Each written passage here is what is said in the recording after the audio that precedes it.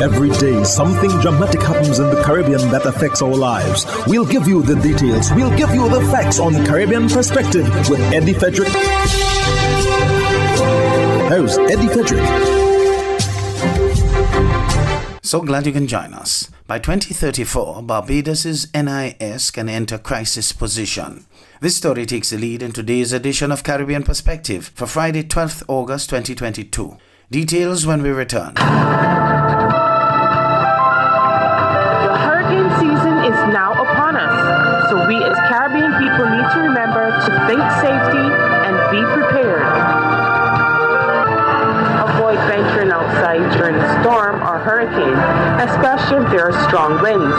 Rooftops and other debris are often blown about and can cause great damage.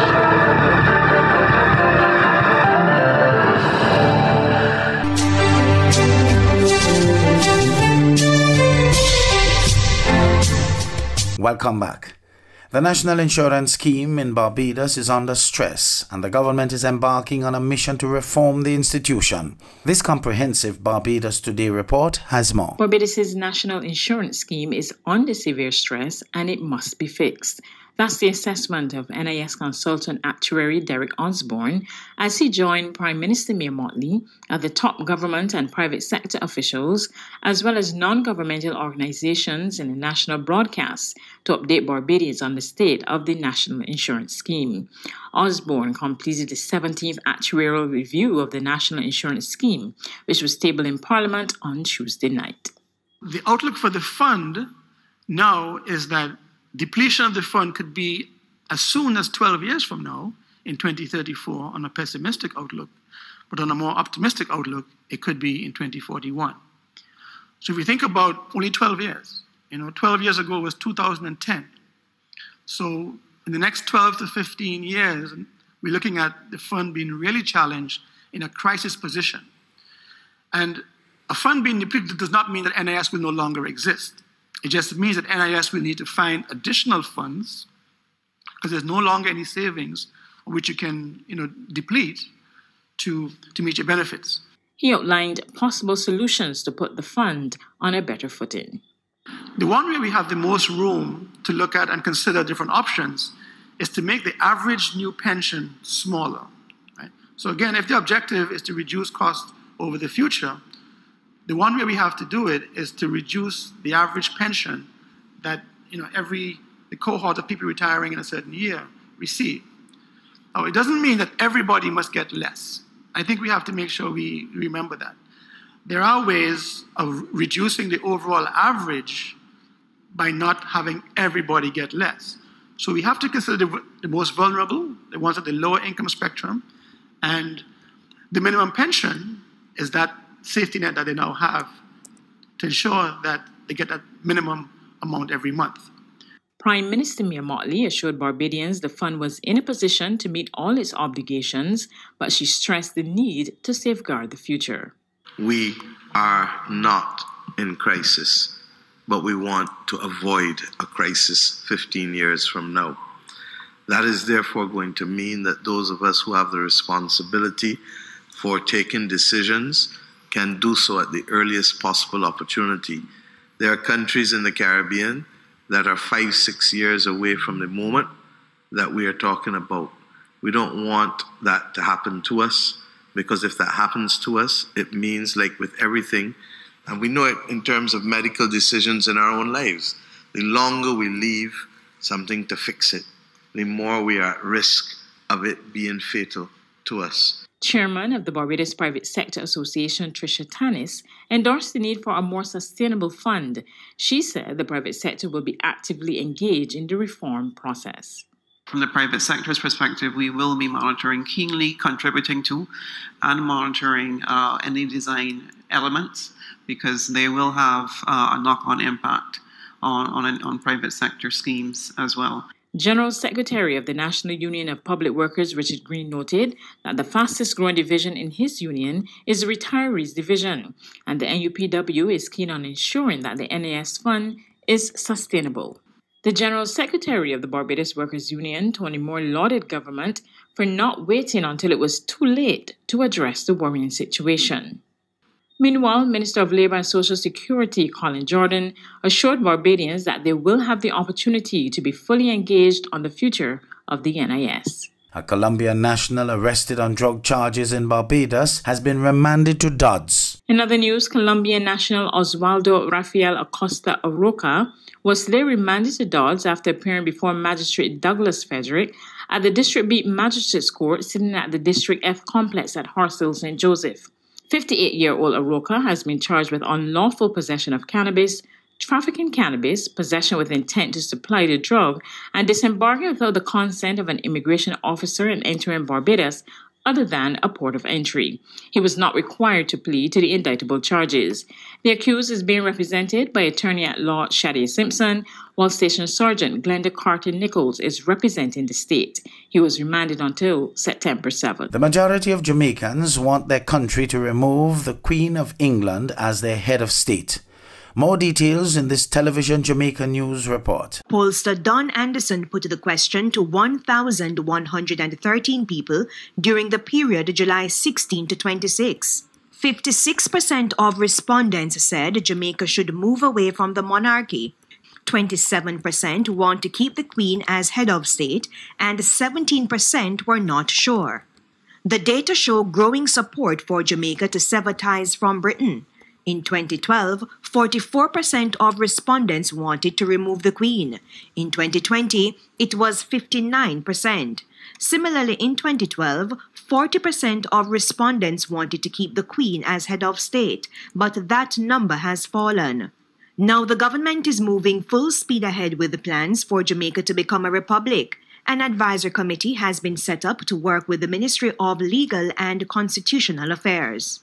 It is my intention, in leading the process, to work assiduously to place something before the Parliament, unless, of course, something more pressing happens to overtake for the start of the next session, so that the steps can be taken in time for the next general election.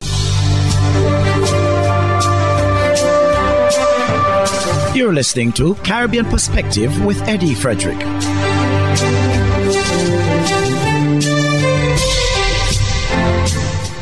In a sad item out of Jamaica, a man was shot dead in front of Dolly's funeral home in Westmoreland while riding his bike to work on Monday morning. The deceased has been identified as 38-year-old Adrian Samuels, a groundsman who was employed with the Westmoreland Municipal Corporation. The man's sister, Dahlia Samuels, said that she was at work when she got the news about her brother's death, and that one of her brothers heard several gunshots and said it had to be Samuels because he just rode off his bicycle. Dahlia noted that she is particularly concerned about her mother, who she said is now traveling to Westmoreland from Portmore, St. Catherine on her own. Samuels was assisted to the hospital where he was pronounced dead on arrival. Efforts are being made by the Westmoreland Police Department to ascertain who fired the bullet. 3 nurse sharks in the Bahamas nearly ended the life of an 8-year-old tourist. More in this report. According to reports, Finley Downer, his siblings and his father went on an excursion to the protected Arbor Compass Cay when the horrific attack happened. Downer, who witnessed the incident, explained that the family was led to believe that the sharks were harmless. He said that the tour guide joked them that whoever didn't have their photo taken with the sharks on the water wouldn't be allowed back in the boat. He said the sharks' behavior changed after locals began throwing scraps of food, including lobster, into the water in an effort to get them closer to the children. The man added that he heard terrified screaming while the sharks were in a feeding frenzy and were circulating around him and his sister while they were trying to beat them off with their hands, which resulted in Downer being bitten by 3 on both legs. He claimed that bits of his leg were hanging off.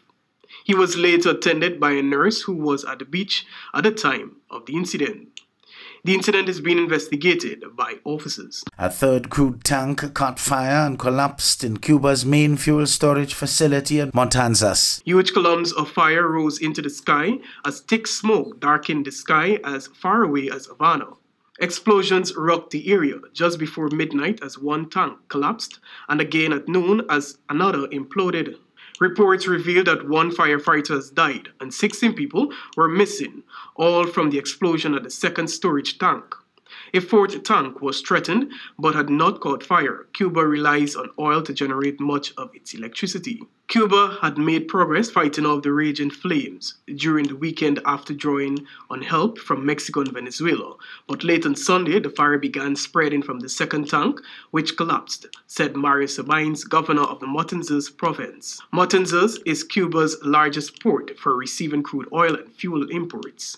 Cuban heavy crude as well as fuel oil and diesel stored in Matanzas are mainly used to generate electricity on the island. St. Lucia's opposition is turning up the pressure on the government to do more to bring relief to citizens from rising commodity prices. Don Nicholas of the DBS News World reports. For UWP spokesman Dominic Fede, it hurts to see parents having to deal with the high cost of school books despite the advent of the e-books program. All of this at a time when the general cost of living continues to escalate. Amid all of this, according to Mr. Fede, the Labour government has been flirting with the idea of raising VAT, but thanks to pressure from the public, Mr. Fede says the government appears to be backtracking on that matter. Imagine a government minister on his talk show suggested that it was a mistake by the United Workers' Party administration to reduce the VAT rate from 15 to 12.5%. 2 percentage points, but a 16% decline. We did so because there was an insensitivity in having the VAT rate at 15%.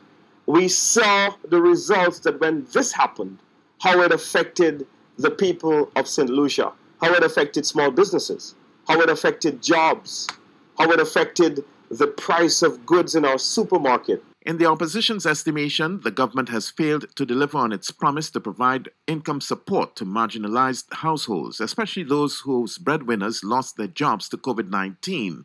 Fede called on the administration to keep its promises and take a page from other Caribbean countries to effect a further reduction in the price of goods. As a result, what we need to see is that this insensitivity, this issue that is having untold damages on the people, that this is addressed. During its tenure, the UWP government had embarked on a social stabilization package to assist those who were significantly affected by the advent of COVID-19. For the DBS News World, I am Don Nicholas. Conveniently located in the Grand Shopping Center, for over 40 years, Food Fair has provided quality service at affordable prices. Now, grocery shopping is made easier and more convenient from the Food Fair web store. Hey, babe. Listen, I need you to go down to Food Fair to get some groceries. All right, no problem. Right away. Thanks, babe. What are you doing? You're supposed to be going Food Fair to get a grocery, man. I am, but didn't you know you can order your groceries online from the Food Fair web store? Are you serious? Of course. All you have to do is just to log on to www.foodfair.gd with credit card in hand, and with an order of $100 or more, Food Fair Grandans will deliver up to 3 miles away. And you don't even have to worry about your information, you know. Their safety measures are excellent. So hold on. You just order online and Food Fair will deliver to you? Yep. Oh, baby, better hurry up and order, man. I already did. They should be here any minute now. Enjoy easy online shopping anytime from your home or office from the Food Fair web store. Food Fair, where you can fill your baskets without emptying your pockets.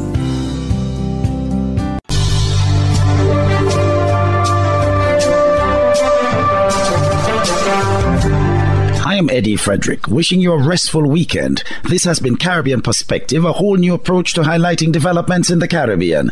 In the meantime, please continue to log on to CaribbeanPerspective.com for more daily news and more.